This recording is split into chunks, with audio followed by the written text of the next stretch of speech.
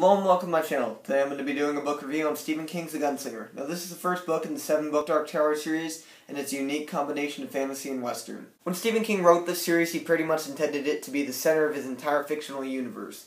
And a good metaphor for that would be a wheel, with the Dark Tower at the very center, and then around that, maybe a few books that tie into it, such as Insomnia and The Stand. And then on the outside of the wheel, we have books like Christine, Carrie, and maybe even The Green Mile that don't relate to it as much. The plot centers around a man named Roland who is the last gunslinger. He embarks on a perilous journey. I think this book takes place 11 years into his quest. And what he's trying to do is he's hunting down the man in black for whatever reason. It's really never explained. But all you know is he'll do anything to find the man in black so he can get to the Dark Tower for whatever reason.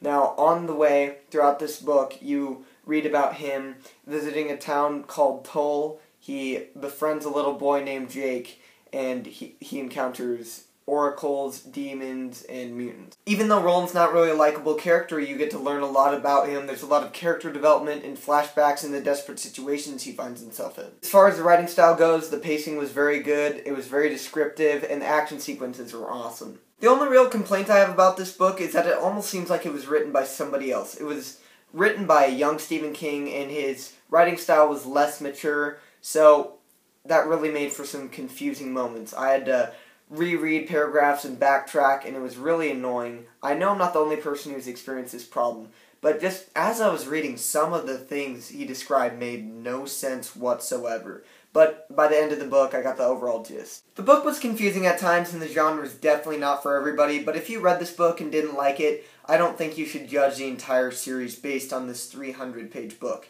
The entire series as a whole, the giant epic, has a massive impact on the Stephen King universe, and it's definitely worth checking out. That's why I'm going to continue the series. Overall, this book was a good read. It definitely had its moments, but I wouldn't even put this in my top 5 favorite Stephen King books. But that doesn't mean I didn't like it and it wasn't a good book.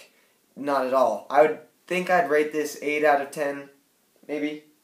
Yeah, sure, whatever. 8 out of 10. Can't wait to continue the series in the drawing of the 3. And I would say if you like Western fantasy, Stephen King, or weird stuff, you should check it out. See you guys next time.